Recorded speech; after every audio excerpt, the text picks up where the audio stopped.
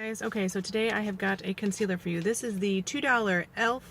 Perfect Blend Concealer. This is in the shade Light Beige. It was not the lightest shade, but you guys know that I like to have my concealer be a color corrector and concealer in one kind of thing. That doesn't always work, doesn't always happen, but you know, we can dream, can't we? Why do you guys always gotta dash my dreams?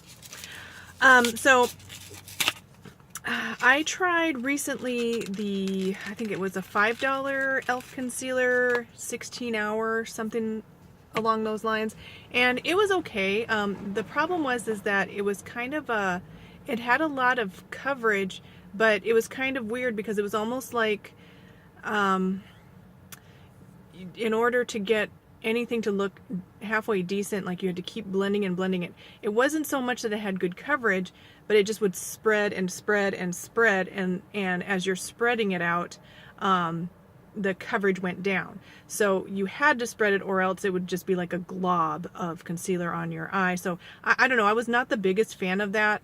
Even just using less, I just wasn't the biggest fan of that. I think the L'Oreal one is better if you're looking for a high coverage matte concealer that's similar to Tarte Shape Tape. Anyway, just thought I'd go over that since this is also an e.l.f. concealer. This is their less expensive version. It was $2, so let me just see if there's any claims on this.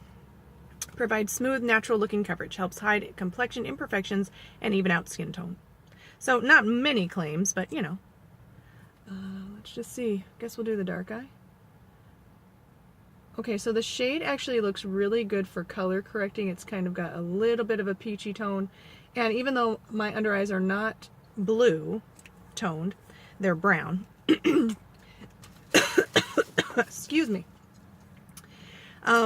It still kind of works. That color correcting theory still works. The peach tone still does tend to color correct, even on these brown under eyes. I'm going to use a sponge at first, and we'll just see. And I feel like it was just wanting to oxidize a bit.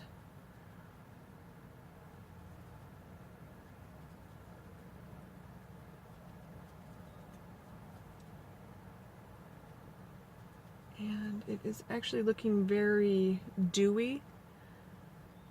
So if you're looking for a dewy concealer, this one might do well for you. If you don't have very much to cover, like, I feel like, I don't know. I was going to say I feel like it's giving me a little bit of coverage, but I don't really think it's giving me very much at all. Maybe a little bit. I'm just going to let it sit there and see what happens. If it does oxidize, or if it's just me lighting, you know, that kind of stuff can kind of play tricks on your eyes. So I feel like it might have. So let's put a fresh dab and see if it's the same color. It's about the same. Sorry folks, there's like people driving around. I don't know who they are. Got all my doors locked, but you just never know. Okay, let me go ahead and blend this area out. I've also heard too that if you let your concealer set down, or dry down I guess, for like 30 seconds or a minute or however long you want to try, that it actually provides more coverage. And I think that did provide me a little bit of more coverage. I'm going to try the other eye, and I'm going to use this, let's see if I can get the packaging off. This is a Sonia Kashuk flat top concealer brush number 172. I went on a concealer brush kick last year, I think, last fall. I can't remember. Anyway, I've got it. It's in one of my playlists on, I think, a Friday Fun Day or something. But anyway, this looks really promising. And ladies, this was only $7, so I feel like it's pretty comparable to like the Morphe brushes that you might get at Ulta. And it feels really sturdy, really good quality. I've heard in the past that Sonia Kashuk does have pretty good quality brushes, so it feels just really good, and I like that they have it all, you know, with this little flip top. I don't know why that matters, but so, oh, I guess because you can't get it off the other way. If only I had a brain. All right, so all, you know, done it for you. Oh, it's flat, but it's pretty stiff. It's pretty stiff, so I don't have too much high hopes for it now. I was hoping, but we'll just see. It might still work. Okay, let's try the other eye. And we'll try the brush. So today it's kind of a 2-for-1. This has kind of a fruity smell, like citrusy fruity kind of. I'm gonna let that set for just a second. It's not burning my eyes. That's one thing that I always notice. Like, so many products burn my eyes. My eyes are so sensitive.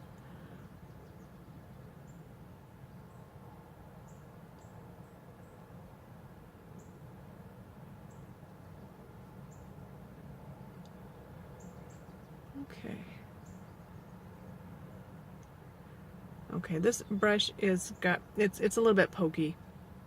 Like when I'm dabbing it, pokey. When I'm smoothing it like this, it's not too bad, but if you're gonna dab, yeah, there's a bunch of pokey bristles in this.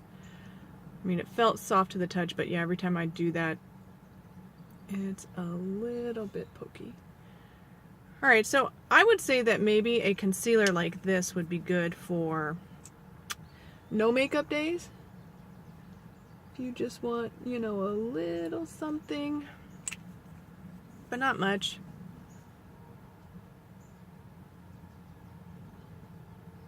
Now for me, price is not always a factor. You can get a really good product for a low price, but you can also get a really good product for a high price. So it's definitely depends on your own personal budget, what you're willing to spend. A lot of times on complexion stuff, I'm willing to spend a little bit more. But if you don't have to, why would you, you know?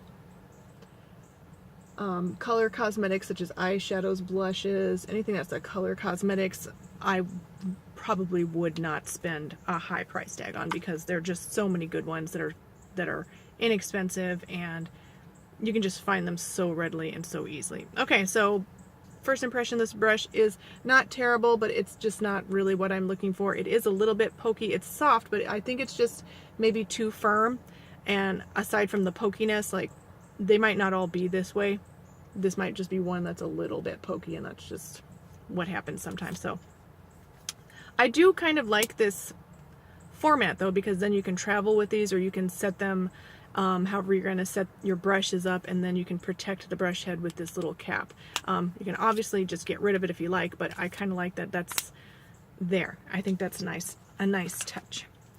All right, so first impression thoughts on this. It's okay. This is what I would consider a makeup beginners type concealer. So if you have a young daughter that's just getting into makeup, you don't want to spend a bunch of money on getting her a concealer, and she may not need, or, you know, a lot of concealer anyway.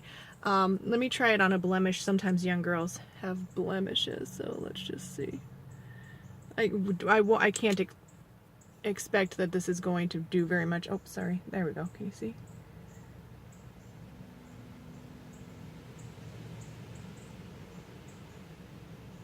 Yeah, it's not really covering very much. So maybe if you wanted to use this as like a highlighting concealer, something like that, similar to the Maybelline Dream Brightening Concealer, it might work for you that way.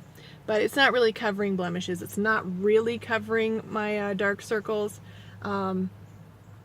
It's toning them down just the tiniest bit, and I would set this because I don't like my under eyes to be too shiny like that.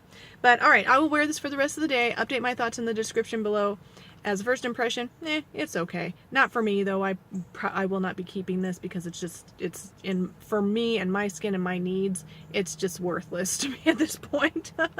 So thank you guys so much for watching. Please like, subscribe, and I will see you in the next one. Bye.